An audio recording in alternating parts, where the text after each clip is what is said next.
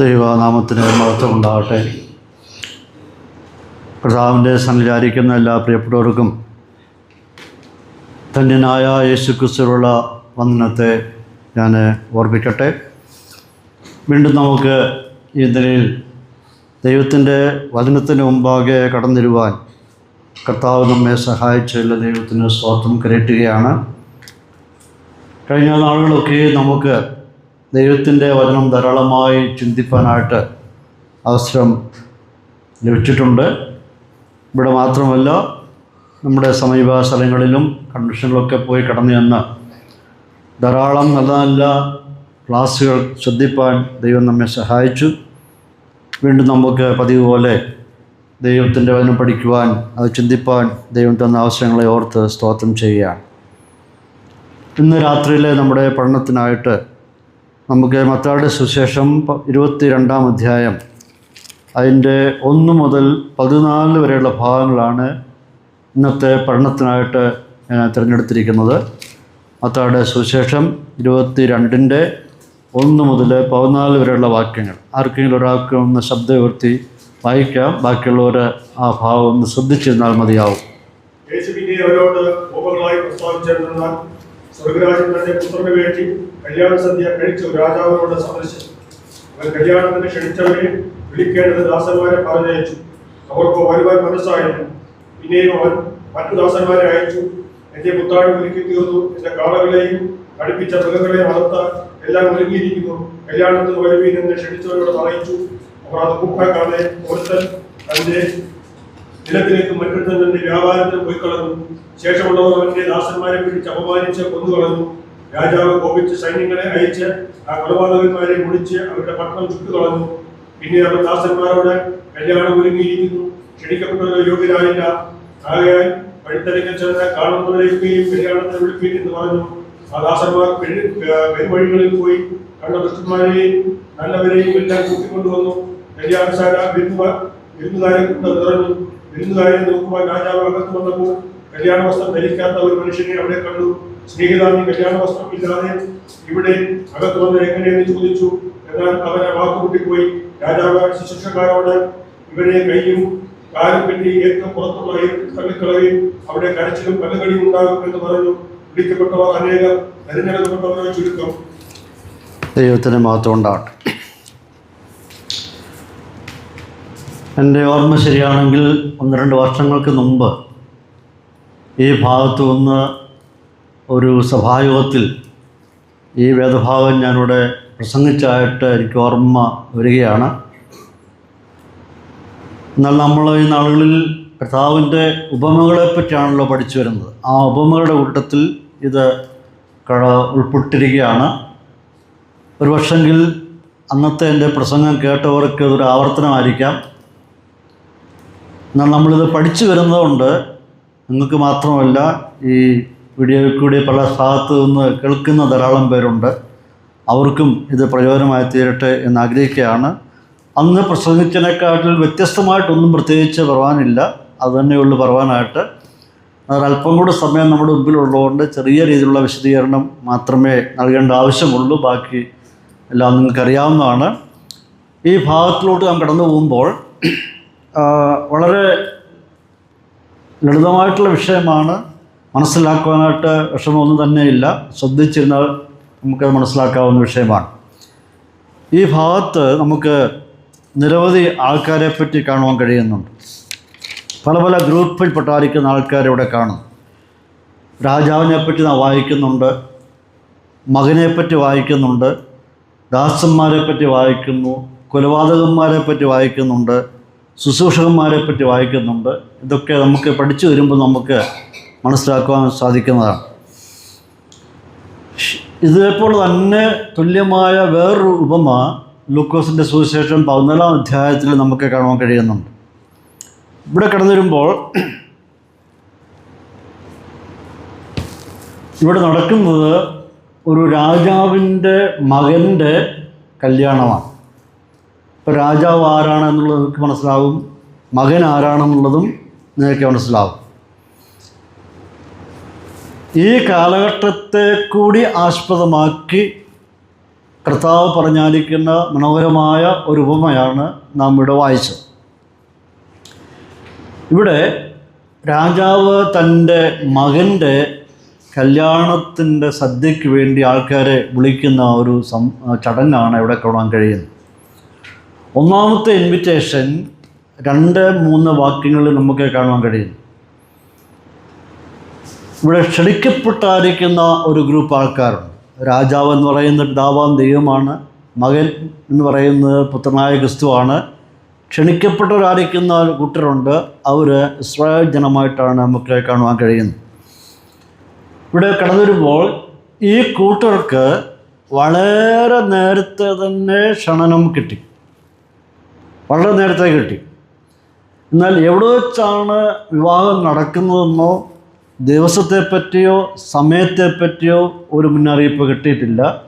അവർക്ക് കിട്ടിയായിരിക്കുന്ന ഇൻവിറ്റേഷൻ എന്ന് പറയുന്നത് തൻ്റെ മകൻ്റെ കല്യാണ സദ്യ നടക്കുന്നു, നിങ്ങൾ ഒരുങ്ങിയിരിക്കണം എന്ന് ഉള്ള ഇൻഫർമേഷനാണ് അവർക്ക് കിട്ടിയത്. നമ്മളീ പൗരസ്ത്യ നാടുകളിലൂടെ കടന്നു ചെല്ലുമ്പോൾ അവരുടെ വിവാഹ സദ്യ എന്ന് പറയുന്ന ഒരാഴ്ച നീണ്ടു നിൽക്കുന്ന സദ്യയാണ്. ആഘോഷങ്ങളും ഭക്ഷണവും ഒക്കെയാണ് അവിടുത്തെ പ്രധാനം. ഭക്ഷണമാണ് ഏറ്റവും വലിയ അവിടുത്തെ പ്രധാന വിഷയം എന്ന് പറയുന്നത്. അവരെ സംബന്ധിച്ചിടത്തോളം വിവാഹ സദ്യ എന്ന് പറയുന്നത് ഒരിക്കലും ഒഴിച്ചുകൂടാൻ പറ്റാത്ത ഒരനുഭവമാണ്. ഇവിടെ ഒരു രാജകീയ വിവാഹമാണ് നടക്കുന്നത്. ഒരു രാജകീയ വിവാഹത്തിന് ക്ഷണനം കിട്ടുക എന്ന് പറയുന്നത് ഒരു പദവിയാണ്, നിസ്സാര വിഷയമല്ല.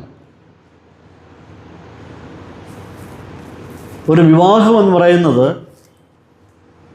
അതേത് കുടുംബത്തിൻ്റെയും അഭിമാനമാണ്, ഒരു സന്തോഷമാണ്, സമൂഹത്തിൻ്റെ ഒരു സന്തോഷമാണ്. അപ്പം ഇവിടെ രാജകീയ വിവാഹത്തിന് മുൻകൂട്ടിയുള്ള ക്ഷണനം കിട്ടി എന്ന് പറയുന്നത് തന്നെ ഒരു ഹയസ്റ്റ് ഹോണറാണ്, ഒരു പദവിയാണ്. കാരണം നിസ്സാരമായിരിക്കുന്നൊരു വ്യക്തിയുടെ വിവാഹമല്ല, രാജാവിൻ്റെ മകൻ്റെ വിവാഹത്തിന് ഉള്ള ക്ഷണനമാണ്. അതൊരു ബഹുമതിയാണ്, ഒരു പദവിയാണ്. സാധാരണ എന്തുകൊണ്ടാണ് ഒരു മനുഷ്യനെ വിവാഹത്തിന് ക്ഷണിക്കുന്നത്? ആ വ്യക്തിയോട് സ്നേഹമുള്ളതുകൊണ്ടാണ് സാധാരണ എല്ലാവരും വിവാഹത്തിന് ക്ഷണിക്കുന്നത്. നമ്മുടെ കുടുംബാംഗങ്ങളായാലും അയൽവാസികളായാലും സഭാജനങ്ങളായാലും ആ വ്യക്തികളുമായിട്ടുള്ള പരസ്പര സ്നേഹത്തിൻ്റെയും ബന്ധത്തിൻ്റെയും അടിസ്ഥാനത്തിലാണ് ഒരു വ്യക്തിയെ വിവാഹത്തിന് ക്ഷണിക്കുക എന്ന് പറയുന്നത്.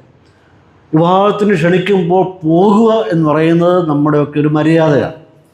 പോകുന്നില്ല എങ്കിൽ ക്ഷണിച്ച വ്യക്തിക്കുണ്ടാകുന്ന ഒരു പ്രയാസം, ഒരു ദുഃഖം, അത് എപ്പോഴും ആ വ്യക്തിയിലുണ്ടായിരിക്കും. അപ്പോൾ നമ്മളുള്ള സ്നേഹത്തിൻ്റെ അടിസ്ഥാനത്തിൽ, സഹകരണത്തിൻ്റെ അടിസ്ഥാനത്തിൽ നമ്മൾ ക്ഷണിക്കുമ്പോൾ പോയി അറ്റൻഡ് ചെയ്യുക എന്നുള്ളത് ഒരു മര്യാദയാണ്. മാത്രമല്ല അവിടെ ഉണ്ടാകുന്ന ഒരു സന്തോഷം, ഒരു ഫെലോഷിപ്പ്, ഒരു കൂട്ടായ്മ, അതാണ് അവിടുത്തെ പ്രധാനപ്പെട്ട വിഷയം എന്ന് പറയുന്നത്. ഇവിടെ ഈ കൂട്ടർക്ക് വിവാഹസദ്യക്കുള്ള ക്ഷണം സ്വീകരിക്കുക എന്ന് പറയുന്നത് തികച്ചും അതൊരു പ്രശംസനീയമായിട്ടുള്ള വിഷയമാണ്, അഭിമാനിക്കേണ്ട വിഷയമാണ്. എന്നാൽ സമയം അടുത്തു വന്നപ്പോൾ, സമയമായപ്പോൾ അവിടെ കാണുന്നത് രാജാവ് ക്ഷണിച്ചവരെ കൂട്ടിക്കൊണ്ട് വരുവാനായിട്ട് ചില ദാസന്മാരെ പറഞ്ഞയക്കുകയാണ്. പക്ഷെ ഇവിടെ ദുഃഖകരമായി കാണുവാൻ കഴിയുന്ന ഒരു സംഭവം എന്ന് പറയുന്നത്, ഈ ക്ഷണിക്കപ്പെട്ടവർക്ക് വരുവാനായിട്ട് അവർക്ക് മനസ്സുണ്ടായില്ല. നേരത്തെ അഡ്വാൻസായിട്ട് പറഞ്ഞതാണ്, ഒരുങ്ങിയിരുന്നോളി എന്ന് പറഞ്ഞതാണ്. പക്ഷേ തക്ക സമയമായപ്പോൾ അവരെ കൂട്ടിക്കൊണ്ടുവരാൻ വേണ്ടി ചെന്നപ്പോൾ അവർക്ക് വരുവാനായിട്ട് മനസ്സുണ്ടായില്ല. ഇവർക്ക് കഠിനാധ്വാനം ചെയ്യേണ്ട ആവശ്യമൊന്നുമില്ല, ബത്തപ്പാടുകളൊന്നുമില്ല, പണം ചെലവഴിക്കേണ്ട ആവശ്യമൊന്നുമില്ല. അവരോടൊപ്പം വന്നാൽ മാത്രം മതി, അത്രമാത്രം ചെയ്താൽ മാത്രം മതി. പക്ഷേ അത് നിരസിച്ചു എന്നുള്ളതാണ് ദുഃഖകരമായിട്ടുള്ള അനുഭവം. സ്വാഭാവികമായിട്ടും ഈ കൂട്ടിക്കൊണ്ടുവരാൻ പോയ ദാസന്മാർക്ക് ദുഃഖമാണ് ഉണ്ടാകുന്നത്, സന്തോഷമാണ് ഉണ്ടാകുന്നത്, തീർച്ചയായിട്ടും ഒരു പ്രയാസമാണ് ഉണ്ടാകുന്നത്. ഈ കൂട്ടർ രാജാവിൻ്റെ ക്ഷണം നിരസിച്ചു എന്നാണ് നമുക്കിവിടെ കാണുവാൻ കഴിയുന്നത്. വലിയ പദവിയാണ്, ഒരു ബഹുമതിയാണ് ലഭിച്ചത്, ഹോണറാണ്. പക്ഷേ അത് നിരസിക്കുക എന്ന് പറയുന്നത് അത് വലിയൊരു ദുഃഖകരമായ ഒരു അനുഭവമാണ്. ആ വലിയ ദിവസത്തെ, ആ വലിയ സമ്മേളനത്തെ അവർ സ്വമേധയാ ഉള്ളുകൊണ്ട് നിരസിച്ചു എന്നാണ് ഇവിടെ കാണുവാൻ കഴിയുന്നത്. അവർ പോകാതിരുന്നത് നമുക്ക് സങ്കല്പിക്കാൻ പറ്റുമോ? ന്യായീകരിക്കാനായിട്ട് പറ്റുന്നുണ്ടോ? ഒരിക്കലും പറ്റുകയില്ല. ഒരിക്കലും ന്യായീകരിക്കാൻ പറ്റുകയില്ല. അപ്പോൾ ഇവിടെ കാണുവാൻ കഴിയുന്നത് ആ രാജാവിൻ്റെ ആ സൗമനസ്യതയെ, വിശാല ഹൃദയത്തെ, അവൻ്റെ ആ സ്നേഹത്തെ മനഃപൂർവ്വം തിരസ്കരിക്കുകയാണ് ചെയ്തത്. അതിനെ തള്ളിക്കളയാണ് ഇവിടെ ചെയ്ത് കാണുവാൻ കഴിയുകയാണ്. അപ്പോൾ ചരിത്രത്തിലൂടെ നാം കടന്നു പോകുമ്പോൾ യഹൂദ ജാതിക്ക് ദൈവത്തിൻ്റെ ദാസന്മാരായിരിക്കുന്ന പ്രവാചകന്മാരിൽ കൂടി നിരവധി പ്രാവശ്യം ഈ കല്യാണത്തിലാലിക്കുന്ന ക്ഷണം ലഭിച്ചു, മുൻകൂട്ടി ക്ഷണം ലഭിച്ചു. പക്ഷെ അവർക്ക് പോകാനായിട്ട് മനസ്സില്ല. അവിടെ കാരണമൊന്നും പറയുന്നില്ല, അവർക്ക് പോകാനായിട്ട് മനസ്സില്ല. എന്താണ് അവിടെ റീസൺ നമുക്ക് അറിഞ്ഞുകൂടാ. പക്ഷെ രാജാവിൻ്റെ ആ ഹൃദയവിശാലത ചിന്തിക്കണം. എല്ലാവരും വരണമെന്നുള്ളതായിരുന്നു രാജാവിൻ്റെ ആഗ്രഹം. പക്ഷേ ഇവർക്ക് പോകാനായിട്ട് മനസ്സായില്ല എന്നാണ് അവിടെ കാണുവാൻ കഴിയുന്നത്. അതൊന്നാമത്തെ ഇൻവിറ്റേഷനിലുണ്ടായ ഒരനുഭവം, അത് സങ്കടകരമായ ഒരനുഭവമാണ്. ഈ രണ്ടാമത്തെ അവസ്ഥ എന്ന് പറയുമ്പോൾ 4 മുതൽ 6 വരെയുള്ള ഭാഗത്ത് രണ്ടാമത്തെ ഇൻവിറ്റേഷൻ, രണ്ടാമത് വീണ്ടും ക്ഷണിക്കുന്ന കാണുവാൻ കഴിയുകയാണ്. ഇവിടെ രാജാവ് തികച്ചും ദുഃഖിതനാണെങ്കിൽ തന്നെയും രാജാവ് പിന്മാറിയിട്ടില്ല, നിരാശപ്പെട്ട് പിന്മാറിപ്പോകുന്നില്ല. ദുഃഖമുണ്ടെങ്കിൽ തന്നെയും പിന്മാറിയിട്ടില്ല. ആ നിന്ദിച്ചവരോട്, അതായത് ഈ ക്ഷണം നിരസിച്ചവരോട് വീണ്ടും ഈ രാജാവ് ക്ഷമിക്കുകയും സഹിഷ്ണുതയും കാട്ടുക. ഒരു വിശാലമായ ഹൃദയത്തിൻ്റെ ഉടമയായിട്ട് നമുക്കവിടെ രാജാവിനെ കാണാൻ കഴിയുക. തിരസ്കരിച്ചിട്ടും ക്ഷണിച്ചവരെ വീണ്ടും പോയി ക്ഷണിക്കും. അവർ വന്നില്ല, വീണ്ടും അവരെ പോയി ക്ഷണിക്കുക. ഇവിടെ സ്നേഹനിധിയായിരിക്കുന്ന ഈ രാജാവ് വേറെ ദാസന്മാരെ വീണ്ടും പറഞ്ഞേക്കുക. രാജാവ് ഇവിടെ കാണുന്നത് അദ്ദേഹം ഒരു പടിയൂടെ താഴോട്ട് ഇറങ്ങി വരിക. അവിടെ കാണുവാൻ കഴിയുന്ന പ്രത്യേകത അവിടെ പറയുന്നുണ്ട്, മുത്താഴം ഒരുക്കി തീർത്തിരിക്കുന്നു, കാളകളും തടിപ്പിച്ച മൃഗങ്ങളും എല്ലാം ഒരുങ്ങിയിരിക്കുന്നു, വരുവീൻ എന്ന് പറയാം. അല്പം വിവാഹത്തിൻ്റെ ആ ചടങ്ങിൻ്റെ വിശാലത അല്പം കൂടി ആഴത്തിലോട്ട് ചെന്നിട്ട് എന്തൊക്കെയാണ് നിങ്ങൾക്കായി പ്രിപ്പയർ ചെയ്തിരിക്കുന്നതെന്ന് ഒരു പടിയുടെ താഴോട്ട് ഇറങ്ങിച്ചെന്ന് പറയുക.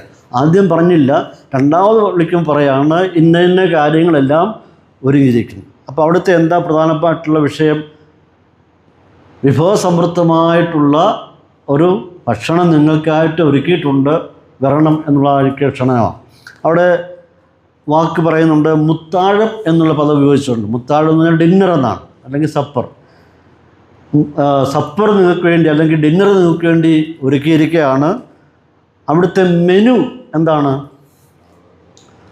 തടിപ്പിച്ച കാളകളും തടിപ്പിച്ച മൃഗങ്ങളും, അതായത് തടിച്ചു കൊടുത്തായിരിക്കുന്ന നല്ല മൃഗങ്ങളെ അറുത്ത് വിഭവസമൃദ്ധമായ നിലയിൽ നിങ്ങൾക്ക് ഭക്ഷണം ഒരുക്കിയിരിക്കുകയാണ്. നിങ്ങൾ ഒന്നും ചെയ്യേണ്ട ആവശ്യമില്ല, പണം മുടക്കേണ്ട ആവശ്യമില്ല, നിങ്ങൾ കൂടെ വന്നാൽ മാത്രം മതി, എല്ലാം നിങ്ങൾക്കായി ഒരുക്കിയിരിക്കുകയാണ്, വരുവീൻ എന്ന് പറയുക. എല്ലാം ഒരുങ്ങിയിരിക്കും. അവിടെ ശ്രദ്ധിക്കേണ്ട ഒരു വിഷയം, നിങ്ങൾ മനസ്സിൽ ഒരു കാര്യം ഓർത്തില്ലോണം. അവിടെ രാജാവ് പറയുന്നുണ്ട്, എല്ലാം ഒരുങ്ങി ഇരിക്കുന്നു എന്നൊരു വാക്ക് പറയുന്നുണ്ട്. അത് ശ്രദ്ധയിൽ മനസ്സിൽ സൂക്ഷിച്ചോണം. എല്ലാം ഒരുങ്ങിയിരിക്കുന്നു. പക്ഷെ എന്താ സംഭവിച്ചത്? രണ്ടാമത്തെ ക്ഷണനവും നിരസിച്ചു. അവിടെ എന്താ കാണുന്നത്?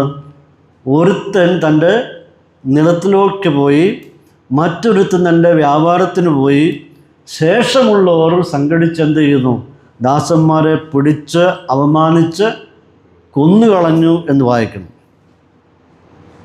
എന്തൊരു ദൗർഭാഗ്യകരമായ അനുഭവമായിപ്പോയി.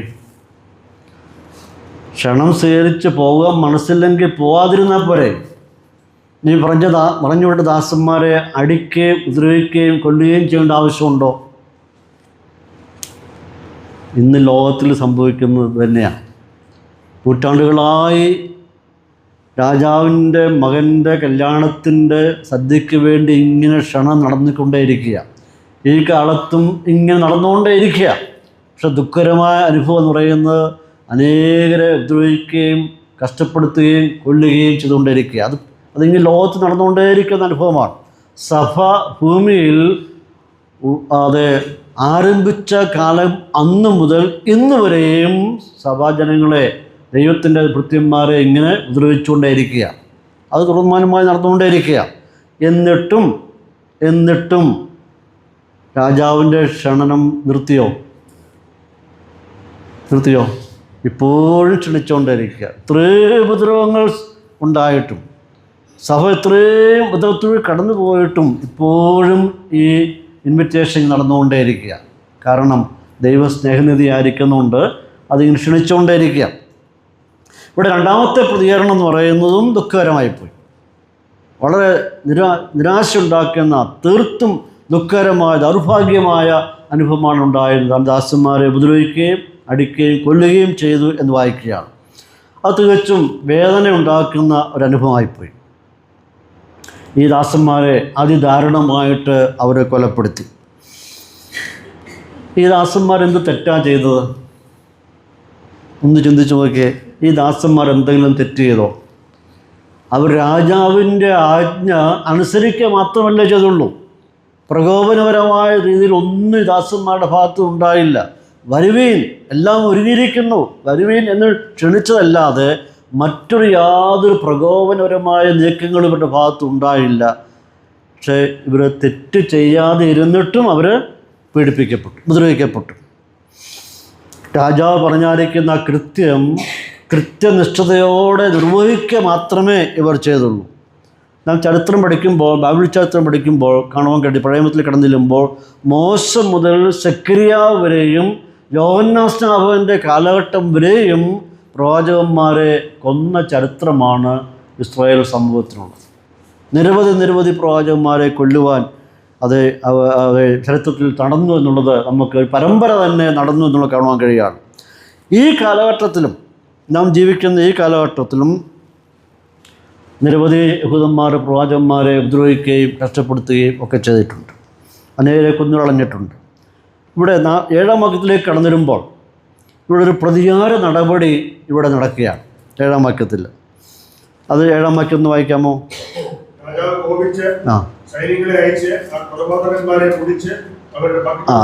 ഇവിടെ ഇങ്ങനെ സംഭവിച്ചപ്പോൾ തൻ്റെ ദാസന്മാരെ അടിച്ച് ഉപദ്രവിച്ച് കൊന്നുകളഞ്ഞപ്പോൾ രാജാവ് ഒരു നടപടിയിലേക്ക് കടക്കുക, ഒരു പ്രതികാര നടപടിയിലോട്ട് കിടക്കുകയാണ്. അവിടെ വായിക്കുന്നത് രാജാവ് കോപിച്ച് സൈന്യങ്ങളെ അയച്ച് ആ കൊലപാതകന്മാരെ മുടിച്ച് അവരുടെ പട്ടണം ചുട്ടുകളഞ്ഞു എന്ന് വായിക്കുന്നുണ്ട്. ഇത്തരത്തിലുള്ള ഇവരുടെ പെരുമാറ്റം രാജാവിന് ഉൾക്കൊള്ളുവാനായിട്ട് അത് അംഗീകരിക്കുവാൻ കഴിയുന്നില്ല. വളരെ വേദനാജനകമായ അനുഭവമായിരുന്നു ഉണ്ടായിരുന്നത്. രാജാവ് അവിടെ പ്രതികാര നടപടിയിലേക്ക് കിടക്കുകയാണ്. സൈന്യങ്ങളെ അയക്കുന്നു, കൊലപാതകന്മാരെ പിടിച്ച് മുടിച്ച് അവരുടെ പട്ടണം ചുട്ടുകളഞ്ഞു എന്ന് വായിക്കുകയാണ്. ഇത് നമുക്കറിയാം, ചരിത്രത്തിൽ നടന്നതായ ഒരു സംഭവം. AD 70 ഒരു ഏപ്രിൽ മാസം 9-ാം തീയതി നടന്ന ഒരു സംഭവമാണ് ഇവിടെ കാണുവാൻ കഴിയുന്നത്. അന്ന് ഒരു പെസഹ പെരുന്നാൾ ദിനമായിരുന്നു. ജനലക്ഷങ്ങൾ യെരുശലേമിൽ ഇങ്ങനെ തടിച്ചുകൂടിയിരിക്കുക ഈ പെസഹ പെരുന്നാളിൽ പങ്കെടുക്കുവാൻ വേണ്ടി. ആ സമയത്ത് റോമൻ ജനറലായിരുന്ന തീസ്തോസ് ചക്രവർത്തി, അദ്ദേഹത്തിൻ്റെ നേതൃത്വത്തിൽ റോമൻ സൈന്യം യെരുശലേമിലോട്ട് മാർച്ച് നടത്തി.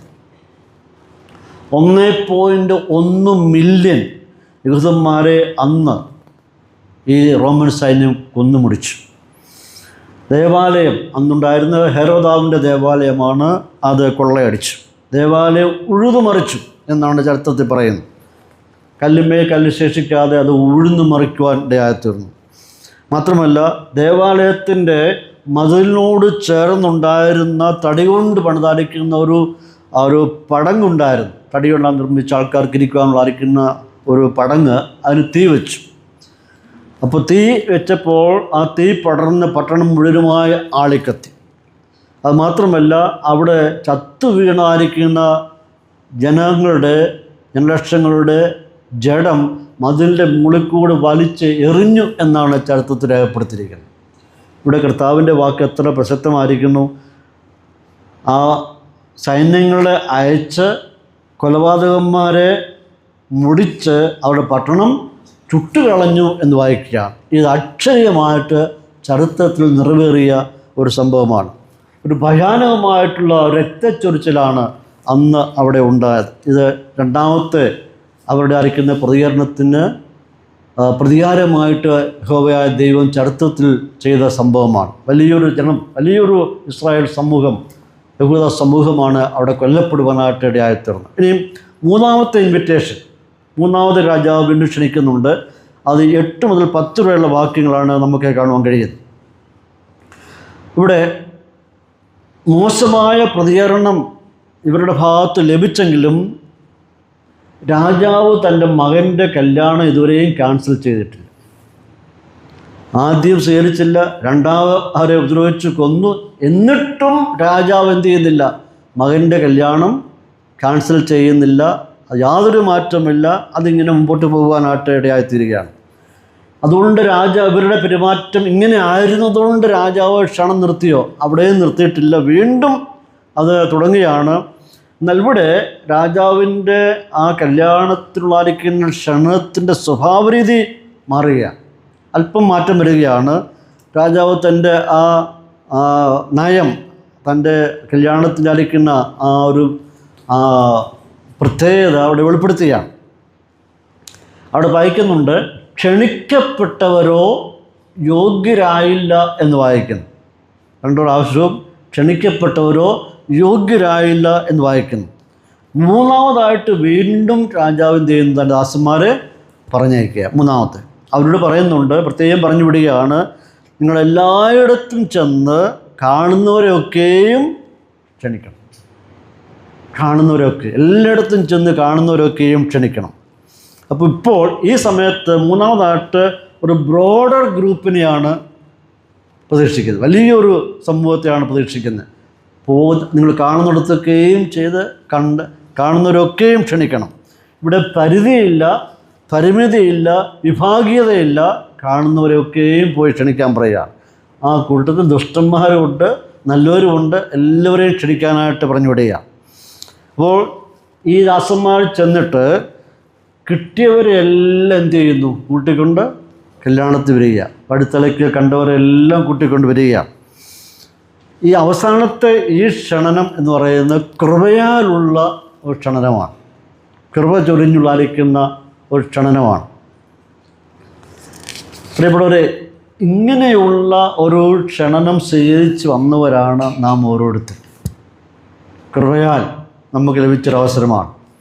കണ്ടവരെയൊക്കെ ക്ഷണിച്ചപ്പോൾ നമുക്ക് ഒരവസരം കിട്ടി എന്നുള്ളതാണ് അതിൻ്റെ ആത്മീയ യാഥാർത്ഥ്യം എന്ന് പറയുന്നത്. അപ്പോൾ നാം എല്ലാവരും രാജാവിൻ്റെ ഡിന്നർ ഗസ്റ്റാണ്. നമ്മുടെ രാജാവിൻ്റെ ഗസ്റ്റായിട്ടാണ് ഇവിടെ ആയിരിക്കുന്നത്. അപ്പോൾ നമ്മുടെ അവസ്ഥ എങ്ങനെയായിരുന്നു? ഒരു ലക്ഷ്യമില്ലാതെ, എങ്ങോട്ട് പോകണമെന്നറിയാതെ, എന്തെന്നറിയാതെ വഴിത്തലക്കിൽ നമ്മളിങ്ങനെ കറങ്ങി നിൽക്കുന്ന സമയത്താണ് അപ്രതീക്ഷിതമായിട്ട് നമുക്കൊരു ക്ഷണനം കിട്ടിയിരിക്കുന്നത്. ആ ക്ഷണത്തിനകത്ത് പ്രത്യേകം പറയുന്നുണ്ട്, മെനു പറയുന്നുണ്ട്, എല്ലാം പറയുന്നുണ്ട്. അത് കേട്ടപ്പോൾ സന്തോഷമായി നമ്മൾ ഇറങ്ങിത്തിരിച്ചു. അങ്ങനെ ഇവിടെ വരെ എത്തിയിരിക്കുകയാണ്. നമ്മുടെ അവസ്ഥ എങ്ങനെയായിരുന്നു? പൗലോസ് അപ്പോസ്തലൻ വളരെ വ്യക്തമായിട്ട് പ്രസ്താവിക്കുന്നുണ്ട്. എഫേസ്യ ലേഖനം 2-ാം അധ്യായത്തിൻ്റെ 11-12 വാക്യങ്ങൾ. നമ്മളെല്ലാവരും പ്രകൃതിയ എങ്ങനെയുള്ളവരായിരുന്നു? ജാതികളായിരുന്നു, ക്രിസ്തുവിനെ കൂടാതെയുള്ളവരായിരുന്നു, ഇസ്രായേൽ പ്രകൃതിയോട് സമ്പർക്കമില്ലാത്തവരായിരുന്നു, വാഗ്ദത്തത്തിൻ്റെ നിയമത്തിന് അന്യരായിരുന്നു, പ്രത്യാശ ഇല്ലാത്തവരായിരുന്നു, ലോകത്തിൽ ദൈവമില്ലാത്തവരായിരുന്നു, നമ്മൾ ദൂരസ്ഥരായിരുന്നു.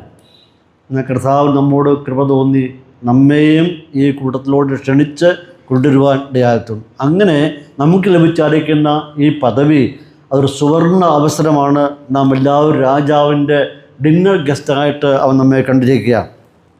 അപ്പോൾ ഈ ഇൻവിറ്റേഷൻ എന്ന് പറയുന്നത് എല്ലാ കാലഘട്ടത്തിലും നടന്നുകൊണ്ടേയിരിക്കുക. അത് പണ്ട് മുതലേ ആരംഭിച്ചതാണ്, ഇന്നും നടന്നുകൊണ്ടേയിരിക്കുക. നാം ഇന്ന് ജീവിക്കുന്ന ഈ സന്ദർഭങ്ങളിൽ മുൻകാലങ്ങളെ അപേക്ഷിച്ച് ദൈവമക്കൾക്ക് ചിന്തിക്കാനുള്ളത്, മുൻകാലങ്ങളെ അപേക്ഷിച്ച് ഇന്ന് സുവിശേഷീകരണത്തിന് ഒരുപാട് പീഡനങ്ങളും ഉപദ്രവങ്ങളും ഉണ്ടെങ്കിൽ തന്നെയും ധാരാളമായ സുവിശേഷീകരണം നടന്നുകൊണ്ടേയിരിക്കുകയാണ്. വിവിധ മാധ്യമങ്ങളിൽ കൂടി, വിവിധ രീതികളിൽ കൂടി ഇങ്ങനെ സുവിശേഷം ഇങ്ങനെ വിതറിക്കൊണ്ടേ, ഒരു ഭാഗത്ത് ഉപദ്രവങ്ങളും പീഡനങ്ങളും വർദ്ധിച്ചുകൊണ്ടേയിരിക്കുകയാണ്. എന്നാൽ മറുസ്ഥലത്ത് സുവിശേഷം പ്രസംഗിച്ചുകൊണ്ടിരിക്കുന്നു, വേറെ ഭാഗത്ത് സഭ ഇങ്ങനെ എണ്ണത്തിൽ വരികയും ചെയ്യുക, ഇങ്ങനെ വളർന്നുകൊണ്ടിരിക്കുക. ഈ ശക്തിയെ, ഈ ഇൻവിറ്റേഷനെ ലോകത്തിൽ ആർക്കും തടസ്സപ്പെടുത്തുവാൻ കഴിയുകയില്ല. ഒരുപാട് ശക്തികൾ ഈ സുവിശേഷീകരണത്തിന് വിരോധമായി പ്രവർത്തിച്ചിട്ടുണ്ട്. ഇത് ഇല്ലായ്മ ചെയ്യാൻ വേണ്ടി ശ്രമിച്ചിട്ടുണ്ട്. വേദപുസ്തകം വരെ അതിൻ്റെ കോപ്പി പോലും ഇല്ലാതാക്കി തീർക്കാൻ വേണ്ടി ശ്രമിച്ചവരുണ്ട്. എന്നാൽ പ്രിയപ്പെട്ടവരെ, ഇന്നും ഈ രാജാവിൻ്റെ ക്ഷണം നടന്നുകൊണ്ടേ ഇരിക്കുകയാണ്, ഗസ്റ്റിങ്ങിന് വന്നുകൊണ്ടേ ഇരിക്കുകയാണ്. ഇനി അതിൻ്റെ ക്ലൈമാക്സിലോട്ട് നാം കിടക്കുമ്പോൾ 3 ഘട്ടങ്ങളായിട്ട് ഇൻവിറ്റേഷൻ നടക്കുകയാണ്. ഇനിയും ഇതിൻ്റെ ക്ലൈമാക്സ്, ഈ കല്യാണത്തിൻ്റെ ക്ലൈമാക്സ് നമുക്കറിയാം. നമ്മൾ ഏത് കഥ വായിച്ചാലും അതിന് എന്തുണ്ടായിരിക്കും? ഒരു ക്ലൈമാക്സ് ഉണ്ട്. ഒരു സിനിമ കണ്ടാൽ പോലും അതിൻ്റെ അവസാനം ഒരു ക്ലൈമാക്സ്, എല്ലാത്തിനും ക്ലൈമാക്സ് ഉണ്ട്. ഇവിടെ പറഞ്ഞു വരുന്ന ഈ ഇൻവിറ്റേഷൻ്റെ, രാജാവിൻ്റെ മകൻ്റെ കല്യാണത്തിൻ്റെ ഇൻവിറ്റേഷൻ്റെ ഒരു ക്ലൈമാക്സ് എന്ന് പറയുന്നത്, വിരുന്നുശാല എങ്ങനെ ആയിരിക്കുന്നു? കണ്ടവരെ കൊണ്ട് വഴിത്തിലക്കിൽ പെരുവഴിയിൽ നിന്നവരെല്ലാം കൂട്ടിക്കൊണ്ട് വിരുന്നുശാല എന്തിരിക്കുന്നു? നിറഞ്ഞിരിക്കുന്നു. വിരുന്നുശാല നിറഞ്ഞിരിക്കുന്നു. ഇതിനകത്ത് ആരൊക്കെ ഉണ്ട്? എല്ലാ കൂട്ടരും ഉണ്ട്. വഴിത്തലയ്ക്ക് കണ്ടവർ, ദുഷ്ടന്മാർ, നല്ലവർ എല്ലാവരും ഉണ്ട്. വിരുന്നുശാല നിറഞ്ഞിരിക്കുക. ഈ പ്രത്യേക സന്ദർഭത്തിൽ ഈ വിരുന്നുശാല മുഴുവൻ ലൈറ്റ് കൊണ്ട് നിറഞ്ഞിരിക്കുക.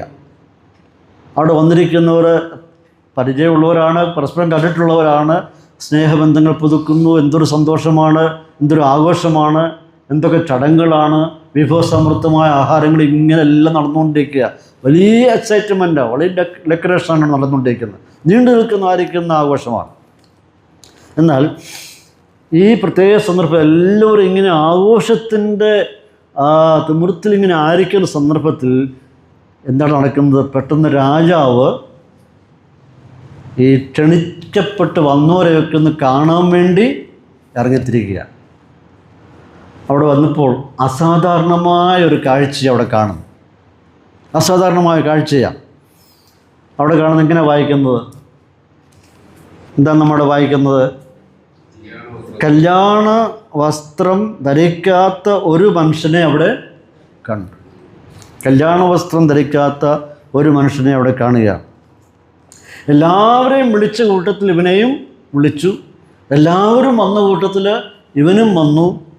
പക്ഷെ രാജാവ് അവനോട് ചോദിക്കുകയാണ്, സ്നേഹിത, നീ കല്യാണ വസ്ത്രം ഇല്ലാതെ ഇവിടെ അകത്ത് വന്നത് എങ്ങനെ? നീ എങ്ങനെയാണ് ഇതിനകത്ത് വന്നത്? അപ്പോൾ അവന് ന്യായമായ ചില ഉത്തരങ്ങൾ പറയാനായിട്ടുണ്ടായിരിക്കും. എന്നെ വിളിച്ചു, ഞാൻ വന്നു. ഞാൻ വഴി നിൽക്കുകയായിരുന്നു, എന്നെ വിളിച്ചു, ഞാനിങ്ങ് വന്നു. ഇവനെ അപ്രതീക്ഷിതമായിട്ട് ക്ഷണം കിട്ടി വന്നവനാണ്. ജോലിയൊക്കെ കഴിഞ്ഞ് ഇങ്ങനെ പോകുന്ന വഴിക്ക് കിട്ടിയ ക്ഷണമായിരിക്കാം. അവൻ വിളിച്ചു, വിളി കേട്ടു, അവൻ വന്നു. ഒരു പക്ഷെങ്കിൽ പുതിയ കല്യാണ വസ്ത്രം തയ്പ്പിക്കുവാനായിട്ട് അവന് സമയം കിട്ടുകയാണെങ്കിലില്ല. അതല്ല എങ്കിൽ അവൻ വീട്ടിൽ അവനെ സൂക്ഷിച്ചു വച്ചിരിക്കുന്ന കല്യാണ വസ്ത്രം പോയി എടുത്തുകൊണ്ട് വരുവാനായിട്ട് സമയം അവന് കിട്ടിക്കാണുകയില്ല. മാത്രമല്ല, ക്ഷണിച്ചപ്പോൾ നീ വീട്ടിൽ പോയി കല്യാണ വസ്ത്രം ധരിച്ചുകൊണ്ട് വരാനായിട്ട് പറഞ്ഞോ? അതും പറഞ്ഞില്ല. അവൻ തീരുമാനിച്ചു, വിളിച്ചതല്ലേ, ഏതായാലും ഇങ്ങനെയൊക്കെ മതി, ഇതൊക്കെ മതി എന്ന് വിചാരിച്ചുകൊണ്ട് അവനങ്ങ് പോയി. അവിടെ പോയി പ്രവേശിക്കുക. അവനോട് ചോദിക്കുകയാണ്, സ്നേഹിതൻ, നീ കല്യാണ വസ്ത്രം ധരിക്കാതെ ഇല്ലാതെ നീ അകത്ത് വന്നത് എങ്ങനെ എന്ന് ചോദിച്ചപ്പോൾ അവന് വാക്ക് മുട്ടിപ്പോയി എന്നാണ് വായിക്കുന്നത്. എന്തുകൊണ്ടാണ് അവന് വാക്ക് മുട്ടിപ്പോകാനുള്ള സാധ്യത? ന്യായമായ കാരണം പറയാനായിട്ട് ഉണ്ടായിരിക്കാം. പക്ഷേ രാജാവ് ചോദിച്ചപ്പോൾ അവന് മറുപടി ഇല്ല, വാക്ക് മുട്ടിപ്പോയി. രാജാവോട് ചെയ്യുന്ന ഒരു കാര്യമുണ്ട്. എന്താ ചെയ്യുന്നത്? രാജാവ് ശുശ്രൂഷകന്മാരെ വിളിച്ച് പറയാണ്, ഇവനെ എന്ത് ചെയ്യണം? കൈയും കാലും കെട്ടി ഏറ്റവും പുറത്തുള്ള ഇരുട്ടിൽ തള്ളിക്കണം. കൈ കെട്ടുക എന്ന് പറയുന്നത് നല്ല കാര്യമാണ്. കൈയും കാലും കൂടെ കെട്ടി അവനെ എവിടെ കളയണം? ഇരുട്ടുള്ള സ്ഥലത്തോട്ട് തള്ളിക്കളവേ. ഈ മനുഷ്യന് ഒരു ന്യായവും രാജാവിനോട് ബോധിപ്പിക്കാനായിട്ട് കഴിഞ്ഞില്ല. ഒന്നും പറയാനായിട്ട് കഴിഞ്ഞില്ല. ഇനി ഞാൻ നിങ്ങളോട് ചോദിക്കട്ടെ, എൻ്റെ റീസണബിളായിട്ട് ചിന്തിച്ചാൽ മതി. ഈ മനുഷ്യനെ തിരഞ്ഞു പിടിച്ചത് ശരിയായോ? അവനെ പുറത്താക്കിയത് മോശമായിപ്പോയില്ലേ? എന്തായാലും ഇവൻ വന്നതല്ലേ, അകത്ത് കയറി ഇരുന്നല്ലോ. അവനെ പിടിച്ച് ഇങ്ങനെ രീതി പെരുമാറിയവനെ പുറത്താക്കേണ്ട ആവശ്യമുണ്ടായിരുന്നോ? ഒരു നേരത്തെ ഭക്ഷണത്തിൻ്റെ കാര്യമല്ല ഉള്ളൂ. അതാ പാവം കഴിച്ചിട്ട് പൊയ്ക്കോട്ടെ എന്ന് ചിന്തിച്ചുകൂടായിരുന്നോ? അതല്ലെങ്കിൽ നീ പോയി വേറെ വസ്ത്രം ധരിച്ചുകൊണ്ട് വരാൻ ഒരു മര്യാദ പറഞ്ഞ് വിടാമായിരുന്നില്ലേ? ഒരു നല്ല വാക്കെങ്കിലും പറഞ്ഞ് അവനെ അങ്ങ് പറഞ്ഞു വിട്ടാൽ പോരായിരുന്നോ? നീ ഇവിടെ ഇരിക്കണ്ട, നീ പൊക്കോ എന്ന് പറഞ്ഞു വിട്ടാൽ പോരായിരുന്നോ? കയ്യും കാലും പിടിച്ച് കെട്ടി ചെയ്യേണ്ട ആവശ്യമുണ്ടോ? വാസ്തവത്തിൽ ഒന്ന് ചിന്തിച്ച് വിളിച്ചു വരുത്തിയിട്ട് അവമാനിക്കല്ലേ ചെയ്തതെന്നൊക്കെ നമുക്ക് തോന്നിപ്പോകും അല്ലേ? ഒരു മനസാക്ഷിയില്ലാത്ത ഒരു ക്രൂരനായ രാജാവായിപ്പോയില്ലേ എന്ന് ചിന്തിച്ചു. ഇങ്ങനെ ചിന്തകളൊക്കെ മനസ്സിൽ കടന്നു വരും. പക്ഷെങ്കിൽ യാഥാർത്ഥ്യം നാം മനസ്സിലാക്കണം. ഞാൻ നിങ്ങളോട് പറഞ്ഞൊരു വാക്ക് നിങ്ങൾ ഓർത്തിരുന്നോണമെന്ന് പറഞ്ഞു. എന്താണ്? ഒരു വാക്ക് നിങ്ങളുടെ മനസ്സിൽ സൂക്ഷിച്ചോണം ഞാൻ പറഞ്ഞു. എന്തുവാ? എല്ലാം ഒരുങ്ങിയിരിക്കുന്നു. ക്ഷണിച്ചപ്പോൾ പ്രത്യേകിച്ച് ഒരു കാര്യം കൂടെ പറഞ്ഞു, എല്ലാം ഒരുങ്ങിയിട്ടുണ്ട്, നീ വന്നാൽ മാത്രം മതി. ഇപ്പോൾ യാഥാർത്ഥ്യം അവിടെയാണ് അതിൻ്റെ വിഷയം കിടക്കുന്നത്. പക്ഷേ ക്ഷണിച്ചപ്പോൾ ദാസന്മാർ പ്രത്യേകം പറയുന്നുണ്ട്, എല്ലാം ഒരുങ്ങിയിരിക്കുകയാണ്, നിനക്ക് ഭക്ഷണം മാത്രമല്ല, നിനക്ക് കല്യാണത്തടിക്കാനുള്ള വസ്ത്രവും ഒരുങ്ങിയിട്ടുണ്ട്. ഇവൻ്റെ പ്രതീക്ഷ എന്തായിരുന്നു? എല്ലാം കഴിച്ച് മടങ്ങി വരാം എന്നുള്ളതായിരുന്നു. പക്ഷേ ദൈവത്തിന്, രാജാവിന് ചില മാൻഡേറ്റഡ് പ്രത്യേകതകളുണ്ട്. ഭക്ഷണം മാത്രമല്ല, വസ്ത്രമില്ലാത്തവന് രാജാവ് അവനിഷ്ടമായ, അവന് സൂട്ടാകുന്ന വസ്ത്രവും രാജാവ് കരുതിയിട്ടുണ്ടായിരുന്നു. സ്നേഹിത, നിന്നെപ്പോലെ പലരും വസ്ത്രമില്ലാതെ വന്നവരാണ് ഇവിടെ ഇരിക്കുന്നവർ. അവരും വഴിത്തലക്കിൽ വന്നവരാണ്. പക്ഷെങ്കിൽ രാജാവ് അവർക്ക് വേണ്ടി പ്രത്യേകം കരുതിയിരുന്ന ആ ഔദ്യോഗിക വസ്ത്രമുണ്ട്, കല്യാണത്തടിക്കേണ്ട ഒരു വസ്ത്രമുണ്ട്. അവരത് സ്വീകരിച്ച് ധരിച്ച് അകത്ത് കയറി. നിനക്കും വസ്ത്രമുണ്ടായിരുന്നു, നീ എന്ത് ചെയ്തില്ല? ധരിച്ചില്ല. അഥവാ രാജാവിൻ്റെ പ്രോട്ടോക്കോളിനെ എന്ത് ചെയ്തു? നിരസിച്ചു. രാജാവ് ചെയ്തായിരിക്കുന്ന ഔദാര്യത്തെ മനഃപൂർവ്വം അവൻ തിരസ്കരിച്ചു. എനിക്കിതൊക്കെ മതി, ഞാൻ എൻ്റെ വസ്ത്രമേ ധരിക്കത്തുള്ളൂ, എനിക്കാരുടെ ഒന്നും വേണ്ട. ആ സ്വാർത്ഥത, ആ മനോഭാവം കാണിച്ചു. പ്രിയപ്പെട്ടവരെ, ഈ കരുണയുള്ള സ്നേഹനിധിയായിരിക്കുന്ന ഈ രാജാവ് സകലർക്കും വേണ്ടി വസ്ത്രങ്ങൾ കരുതിയിരുന്നു. സകലതും ഒരുങ്ങിയിരിക്കുന്നു എന്ന് പറഞ്ഞതിൻ്റെ കൂട്ടത്തിൽ നിനക്കുള്ളായിരിക്കുന്ന വസ്ത്രവും ഒരുങ്ങിയിട്ടുണ്ടായിരുന്നു. എന്നാൽ വന്നവരൊക്കെ അത് വാങ്ങി ധരിച്ച് അവരകത്ത് കയറിയപ്പോൾ ഈ മനുഷ്യൻ അതിന് തയ്യാറായില്ല. അപ്പോൾ വന്നവരെല്ലാം അവർക്ക് സൂട്ടാകുന്ന രാജാവ് ഒരുക്കിയ വസ്ത്രം ധരിച്ച് അകത്ത് കയറി. അവൻ്റെ വസ്ത്രവും ഈ കൂട്ടത്തിലുണ്ടായിരുന്നു. പക്ഷേ അവൻ ചെയ്യേണ്ടിയിരുന്നത് അവന് ഫിറ്റാകുന്ന, അവന് സൂട്ടാകുന്ന ധരിച്ച് അകത്ത് കയറുക എന്നുള്ളതായിരുന്നു അവൻ്റെ മര്യാദ എന്ന് പറയുന്നത്. അവന് കഠിനാധ്വാനമില്ല, കഷ്ടപ്പാടില്ല, പണച്ചെലവില്ല, ഒന്നുമില്ല. അതനുസരിച്ചാൽ മാത്രം മതിയായിരുന്നു. നീ എന്തുകൊണ്ട്, ഈ മനുഷ്യൻ എന്തുകൊണ്ടാണ് അത് സ്വീകരിക്കാതെ പോയത്? ഇനി ചിന്തിക്കണം. മനഃപൂർവ്വം തിരസ്കരിച്ചതല്ലേ? ആണോ അല്ലയോ? മനഃപൂർവ്വം അവന് തിരസ്കരിച്ചതാണ്. രാജാവിനെ പുച്ഛിക്കുകയല്ലേ അവൻ ചെയ്തത്? രാജാവിൻ്റെ ആ സ്നേഹത്തെ, ഔദാര്യതയെ അവൻ പുച്ഛിക്കുകയല്ലേ ചെയ്തത്? നീ വരാതിരുന്നതിലും മോശമാണ് എന്ത്? ഈ മനുഷ്യൻ വരാതിരുന്നതിലും മോശമാണ് രാജാവിൻ്റെ ഈ രാജവസ്തു ഒരുക്കിയിരുന്നത് സ്വീകരിക്കാതെ പോയത് എന്നുള്ളത്. അപ്പോൾ അകത്തിരിക്കുവാൻ, സദ്യയിൽ പങ്കെടുക്കുവാൻ അനുവാദമുള്ളത് ആർക്കാണ്? അനുവാദമുള്ളത്? രാജവസ്ത്രം, കല്യാണ വസ്ത്രം ധരിച്ചവർക്ക് മാത്രമേ ഇതിനകത്തിരിക്കുവാനായിട്ട് അനുവാദമുള്ളൂ. രാജാവിൻ്റെ ഈ ഡിമാൻഡ്, രാജാവ് വച്ചിരിക്കുന്ന ഈ ഡിമാൻഡ് അംഗീകരിക്കാത്ത ആർക്കും തൻ്റെ മകൻ്റെ കല്യാണ സദ്യയിൽ പങ്കെടുക്കുവാനായിട്ട് അവസരമില്ല എന്നുള്ളത് ഇവിടെ കാണാൻ കഴിയുകയാണ്.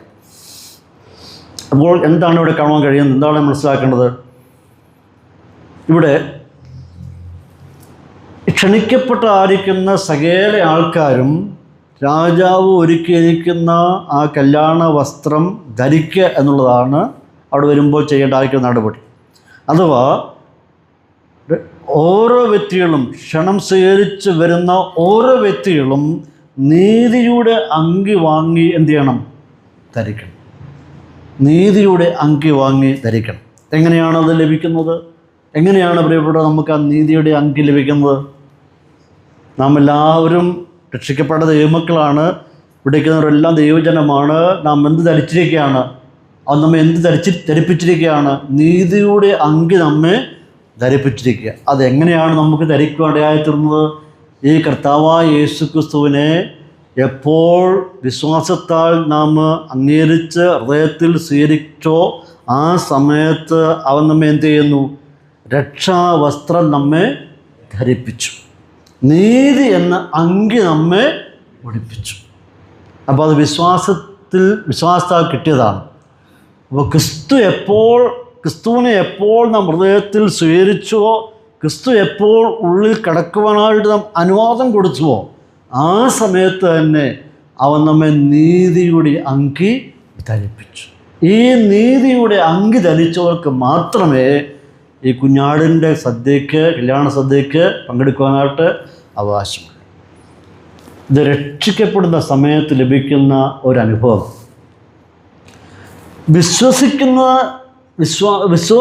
വിശ്വസിക്കുന്ന സമയം നമുക്കറിയാം. ഈ കർത്താവായ യേശുക്രിസ്തുവിനെ ഹൃദയത്തിലോട്ട് ക്ഷണിക്കുന്ന പ്രത്യേക സമയമുണ്ട്. അതെല്ലാം നിങ്ങൾക്കറിയാം. എന്നൊന്ന് സംഭവിച്ചു എന്നുള്ളത് നിങ്ങൾക്കറിയാം. എന്നായിരുന്നു എന്നുള്ളത് എല്ലാവർക്കും അറിയാം. ആ സംഭവം നിങ്ങൾക്ക് ഓർമ്മിച്ചെടുക്കാൻ പറ്റുമായിരിക്കും. എന്നാൽ അതിനെ തുടർന്ന് നടന്നായിരിക്കും സംഭവങ്ങളൊന്നും നമുക്ക് അറിഞ്ഞുകൂടാ. കാരണം ദൈവത്തിൻ്റെ ആത്മാവ് നമ്മൾ ചെയ്തെടുത്ത പ്രവൃത്തിയാണ്. അവൻ നമ്മെ നീതിയുടെ അങ്കി ധരിപ്പിച്ചു. അത് ധരിപ്പിച്ചൊന്നും നമുക്ക് ഒന്നും അറിയാൻ പറ്റുന്നില്ല. പക്ഷെങ്കിൽ ക്രിസ്തു ഉള്ളിൽ വന്നായിരിക്കുന്ന ആ സംഭവം നമുക്ക് കാണാൻ കഴിയുകയാണ്. അപ്പോൾ എപ്പോഴാണ് സംഭവിച്ചത്? യേശു ക്രിസ്തു നമ്മുടെ ഹൃദയത്തിൽ കടന്നു വന്നപ്പോൾ നമുക്ക് ഒരു വാക്യം വായിക്കാം.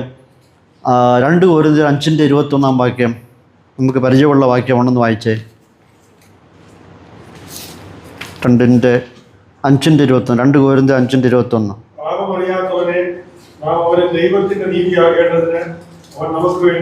ഇവിടെ ശ്രദ്ധിക്കണം.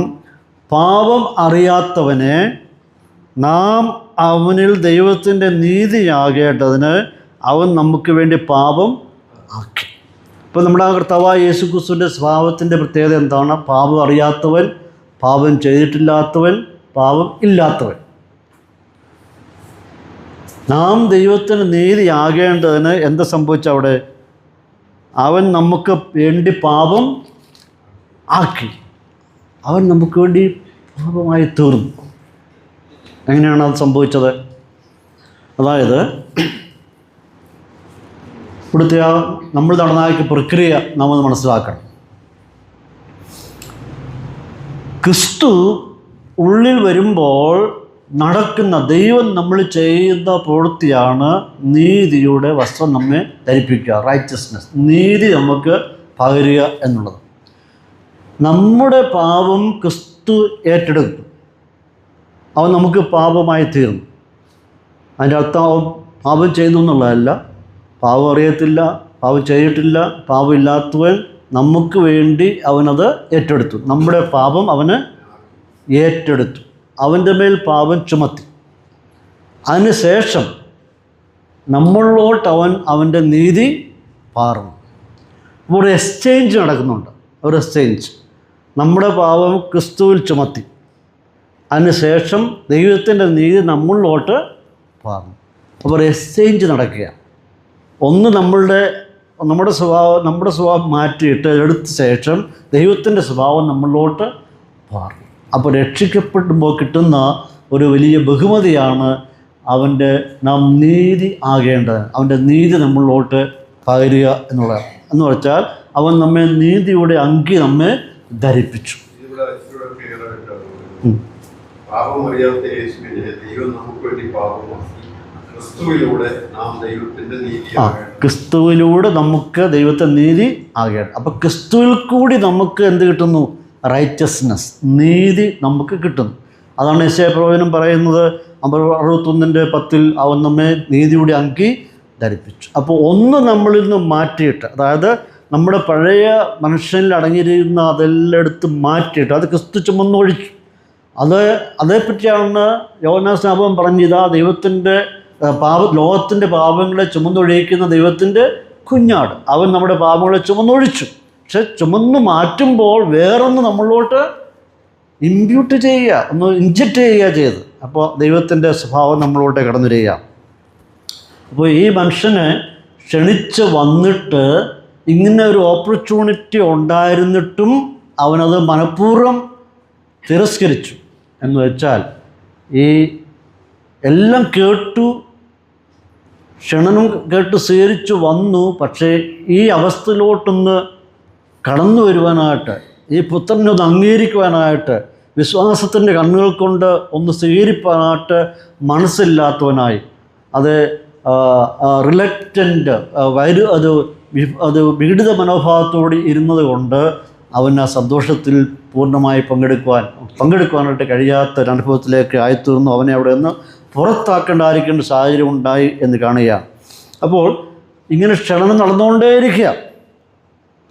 അപ്പോൾ ദൈവമക്കൾ ചിന്തിക്കേണ്ടായിരിക്കുന്ന വിഷയം, ആർക്കാണ് ഈ കല്യാണ സദ്യയിൽ ഇരുന്ന് അവിടുത്തെ സന്തോഷവും അവിടുത്തെ അനുഭൂതിയൊക്കെ അനുഭവിക്കാൻ അവകാശമുള്ളത്? ഈ രാജവസ്ത്രം ധരിച്ചവർക്ക് മാത്രമേ പറ്റുകയുള്ളൂ, അല്ലാത്തവർക്ക് അത് സാധിക്കുന്ന വിഷയമല്ല. അപ്പോൾ ഇവിടെ പാപിയായി വന്നിട്ട് പാപിയായി തുടരുവാനല്ല ദൈവത്തിൻ്റെ ഇന്നത്തെ കണ്ടുവരുന്നൊരു അനുഭവം എന്ന് പറയുന്നത്, പാപിയായി പള്ളിയിൽ വന്ന് പാപിയായി തന്നെ ജീവിക്കുന്നു, പാപിയായി പിന്നെ തുടരുക. അതല്ല ദൈവത്തിൻ്റെ പദ്ധതി എന്ന് പറയുന്നത്. ഒരു മാറ്റം ഉള്ളവരായി, രൂപാന്തരപ്പെട്ടവരായി, ആ നീതിയുടെ അങ്കി ധരിച്ചവരായി, ആ ദൈവത്തിൻ്റെ ക്രിസ്തുവിൽ കൂടി റൈച്ചസ്നെസ്, നീതി ലഭിച്ചവരായിട്ട് ഒരു നീതിമാന്മാരായി മുമ്പോട്ട് പോവുക എന്നുള്ളതാണ് ദൈവിക പദ്ധതി എന്ന് പറയുന്നത്. അപ്പോൾ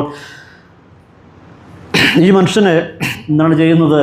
അവൻ്റെ കൈയും കാലും കെട്ടി അവനെ ഇരുട്ടിലോട്ട് തള്ളിക്കളഞ്ഞു. ഇരുട്ടെന്ന് പറയുമ്പോൾ അവനെ കല്യാണ സദ്യ ഇരിക്കാൻ പറ്റാതെ, അവിടുത്തെ വെളിച്ചം ആസ്വദിക്കാൻ പറ്റാത്തവനായി അവിടുന്ന് അവനെ എന്നേക്കുമായി പുറത്ത് കള്ളുവാൻ ഇടയായിത്തീർന്നു. അപ്പോൾ ഇവിടെ ഇതിൻ്റെ ഈ സദ്യയുടെ ക്ലൈമാക്സിലോട്ട് എത്തുകയാണ്. രാത്രി മുഴുവൻ ഇങ്ങനെ ദീപാലങ്കൃതമായിരിക്കുകയാണ്, എല്ലാവരും സന്തോഷിക്കുന്നു, അവരെ സന്തോഷിച്ചുകൊണ്ടിരിക്കുകയാണ്. ഇപ്പോൾ ഇവിടെ സംഭവിച്ചത്, ഈ മനുഷ്യന് അവൻ അറിയുന്നവരിൽ നിന്നും അവനെ അറിയുന്നവരിൽ നിന്നും സന്തോഷം നിറഞ്ഞു നിൽക്കുന്ന സ്ഥലത്തു നിന്ന് എന്നേക്കുമായിട്ട് അവന് പുറത്തു പോകേണ്ടായിരിക്കുന്ന സാഹചര്യം ഉണ്ടായി. ഇതാണ് ഒരു മനുഷ്യന് സംഭവിക്കുന്ന ദൈവിക ന്യായവിധി എന്ന് പറയുന്നത്. ഇവിടെ ചിന്തിക്കണം, ഈ മനുഷ്യൻ അനേകരോടൊപ്പം വന്നു, അറിയുന്നവർക്കൊപ്പം ഇവനും ഇരുന്നു. പലരും അവനെ ഉപദേശിച്ചു, വസ്ത്രമുണ്ട്, നീ ധരിച്ചോണം എന്ന് പലരും പറഞ്ഞു. എല്ലാവരും ധരിച്ചിട്ടുണ്ട്, നീയും ധരിക്കാനായിട്ട് ഉപദേശിച്ച് കാണും. പക്ഷേ അവൻ്റെ ആ ശാഠ്യ സ്വഭാവം, പിടിവാശിയും ദുർവാശിയും, അവൻ്റെ മനോഭാവം എന്തായിരുന്നു? എനിക്ക് ബോധിച്ച പോലെ ഞാൻ ചെയ്യും. അവൻ്റെ ഉദ്ദേശം എന്തായിരുന്നു? കഴിച്ച് കുടിച്ച് ആനന്ദിച്ച് അങ്ങ് മടങ്ങിപ്പോവുക എന്നുള്ളതായിരുന്നു. പക്ഷെങ്കിൽ ഇവിടെ നടന്നായിരിക്കുന്ന ദുഃഖകരമായൊരനുഭവമാണ്. ഇന്ന് ലോകത്തിൽ കാണുന്നത് മനുഷ്യന് ആഘോഷങ്ങളും അനുഭൂതികളും ഉത്സവങ്ങളും ഉന്മാദങ്ങളും ആണ് അവർക്ക് ആവശ്യമായിരിക്കുന്നത്. എന്നാൽ യഥാർത്ഥമായ ഈ ദൈവത്തിൻ്റെ സ്നേഹത്തെ ഒന്ന് ഉൾക്കൊള്ളുവാനായിട്ട്, ഈ ദൈവപുത്രനെ ഹൃദയത്തിലൂടെ സ്വീകരിക്കാനായിട്ട് അവൻ്റെ ഏതോ അടുത്തടുത്ത് വന്നെങ്കിൽ തന്നെയും, പക്ഷേ അതിൻ്റെ ക്ലൈമാക്സിൽ വരുമ്പോൾ അവനതിനെ ഉൾക്കൊള്ളുവാൻ പറ്റാത്തവനായി, ആ ഒരു ഇൻവിറ്റേഷൻ അത് പൂർണ്ണമായി ഉൾക്കൊള്ളാൻ കഴിയാതെ, രാജാവിൻ്റെ പ്രോട്ടോക്കോൾ വെച്ചിരിക്കുന്ന പ്രോട്ടോക്കോൾ അത് അംഗീകരിക്കാൻ പറ്റാത്തവനായി, ദുർവാശി കാണിച്ച ഫലമായിട്ട് എന്നേക്കുമായിട്ട് അവരെ അന്യപ്പെട്ടു പോകുന്ന, കൈവിടപ്പെട്ടു പോകുന്നൊരനുഭവമാണ് ഇവിടെ കാണാൻ കഴിയുന്നത്. ഇനി നമുക്ക് ഈ ഭാഗങ്ങളിലേക്ക് കടന്നു പോകുമ്പോൾ അവിടെ കാണുന്നത് അവനെ പുറത്താക്കിയിട്ട് അവിടെ പറയുകയാണ്, വിളിക്കപ്പെട്ടവർ അനേകർ, പക്ഷെ തിരഞ്ഞെടുക്കപ്പെടുന്നവർ ചുരുക്കം. തിരഞ്ഞെടുക്കപ്പെടുന്നവർ ചുരുക്കം. കോടാനുകോടി വിശുദ്ധന്മാർ പങ്കെടുക്കുന്ന ആ വലിയ വിവാഹ സദ്യയിലേക്ക് പാവപ്പെട്ടവരാർക്ക് നമുക്കും ക്ഷണനം കിട്ടി എന്ന് പറയുന്നത് വലിയ സന്തോഷമാണ്, അനുഭവമാണ്. നമുക്കിത് അർഹിക്കുന്നതല്ല, നമ്മൾ യോഗ്യരല്ല, എന്ന കൃപയാൽ നമുക്ക് ലഭിച്ച ഒരു അംഗീകാരമായിട്ട് കണ്ടുകൊണ്ട് നമ്മുടെ രക്ഷയെ അഗണ്യമാക്കി കളയാതെ അത് വലിയേറിയതാണെന്ന് കണ്ടുകൊണ്ട് നമുക്ക് ദൈവത്തെ മാറ്റപ്പെടുത്തി മുമ്പോട്ട് പോകേണ്ടത് വളരെ ആവശ്യമാണ്. ഒരു വലിയ ഒരു സമ്മേളനം, വലിയൊരു മീറ്റിംഗ്, വലിയൊരു സദ്യ നമുക്കായി കർത്താവ് ഒരുക്കിയിരിക്കുകയാണ്. അത് പങ്കെടുക്കുക എന്ന് പറയുന്നത് വലിയ അനുഭൂതി ഉണ്ടാക്കുന്ന അനുഭവമാണ്. വെളിപ്പാട് പുസ്തകത്തിൽ കടന്നു വരുമ്പോൾ ഇതാ കുഞ്ഞാടിൻ്റെ കല്യാണ ഒരുങ്ങിയിരിക്കും. അതിലേക്ക് നമ്മെ ക്ഷണിച്ചിരിക്കുന്ന ഓർത്ത് നമുക്ക് ദൈവത്തിന് സ്തോത്രം ചെയ്യാം. നമ്മൾ മുമ്പ് പഠിച്ചു വന്നായിരിക്കുന്ന ഉപമകളിലോട്ടൊന്ന് വേഗത്തിൽ കടന്നു പോകുമ്പോൾ അവിടെ ചില കാര്യങ്ങൾ കാണാൻ കഴിയുന്നുണ്ട്. പല കാര്യങ്ങളും പഠിക്കുകയുണ്ടായി. അപ്പൻ്റെ മുന്തിരിത്തോട്ടത്തിൽ പോയി ജോലി ചെയ്യാൻ ആവശ്യപ്പെട്ടപ്പോൾ പോകാം എന്ന് പറഞ്ഞതല്ലാതെ നിങ്ങൾ പോയിട്ടില്ല എന്ന് അതിന് മുമ്പുള്ള അധ്യായത്തിൽ വായിക്കുന്നുണ്ട്. രണ്ടാമത് കാണുന്നത്, ഭൂവുടമ നിങ്ങളെ തൻ്റെ മുന്തിരിത്തോട്ടം പാട്ടത്തിന് തന്നു, നീ അനുഭവിച്ചു, അതുമാത്രമല്ല നിൻ്റെ അവകാശം ചോദിച്ചവരെ നിങ്ങൾ അടിച്ച് കല്ലെറിഞ്ഞു കൊന്നു. കഴിഞ്ഞ പ്രാവശ്യത്തെ നമ്മൾ ക്ലാസ്സിൽ പഠിക്കുകയുണ്ടായി. അവകാശം ചോദിക്കാൻ വേണ്ടി വന്നവരെ അടിച്ച് ഉപദ്രവിച്ചവരെ കൊന്നുകളഞ്ഞു എന്ന് വായിക്കുന്നുണ്ട്. ഇവിടെ കാണുന്നത് രാജാവിൻ്റെ പ്രോട്ടോക്കോള് നിന്ദിച്ച് കല്യാണ വസ്ത്രം ധരിക്കാൻ മനസ്സില്ലാത്തവനായിട്ട് അകത്ത് വരും. ഇങ്ങനെ ധിക്കരിച്ച് ഇത്രയും ഇൻവിറ്റേഷൻ കിട്ടിയിട്ടും ധിക്കരിച്ച് പോകുന്നുവെങ്കിൽ അവരുടെ അവസാനം എന്ന് പറയുന്നത് തികച്ചും ഭയാനമായിരിക്കും. എന്നാൽ പ്രിയപ്പെട്ടവർ, നമുക്കുള്ളായിരിക്കുന്ന വലിയ സന്തോഷം എന്ന് പറയുന്നത്, നമ്മുടെ പ്രത്യാശ എന്ന് പറയുന്നത്, നമ്മുടെ ഉറപ്പ് എന്ന് പറയുന്നത് പൗലോസ് അപ്പോസ്തലൻ വളരെ വ്യക്തമായിട്ട് സ്ഥാപിക്കുന്നുണ്ട്. ഇപ്പോൾ ക്രിസ്തുയേശുവുള്ളവർക്ക് ഒരു ശിക്ഷാവിധി ഇല്ല എന്നുള്ളതാണ്. കാരണം എന്താണ്? നമ്മുടെ ആ ശിക്ഷ, നമ്മുടെ ആ പാപം ആരേറ്റെടുത്തു? ക്രിസ്തു ഏറ്റെടുത്തു. ക്രിസ്തു ഏറ്റെടുത്ത് അവൻ ചുമന്നു കളഞ്ഞപ്പോൾ അവൻ്റെ സ്വഭാവം നമ്മളിലോട്ട് നൽകപ്പെട്ടിരിക്കുകയാണ്. അപ്പോൾ ഇപ്പോൾ നാം ക്രിസ്തുവിനുള്ളവരാണ്, നാം ക്രിസ്തുവിലായിരിക്കുന്നു. ക്രിസ്തുവിൻ്റെ സ്വഭാവമാണ് നമ്മളിൽ വെളിപ്പെട്ട് വരേണ്ടത്. ഇനിയുമുള്ളായിരിക്കും നമ്മുടെ ജീവിതയാത്രയിൽ ആ ക്രിസ്തുവിൻ്റെ സ്വഭാവം നമ്മളിൽ പ്രകടമാക്കുവാൻ തൊക്കണം. നമുക്ക് ഉത്സാഹിക്കാം. വലിയൊരു മഹാസമ്മേളനം നമുക്കായി ദൈവം ഒരുക്കിയിരിക്കുകയാണ്. ആ വലിയ സമ്മേളനത്തിൽ പങ്കെടുക്കുവാൻ നമുക്ക് ലഭിച്ച ആ പദവിയെയും ആ ക്ഷണത്തെ ഓർത്ത് നമുക്ക് നന്ദിയുള്ളവരായിരിക്കാം. കർത്താവ് നമ്മെ എല്ലാവരെയും സഹായിക്കട്ടെ.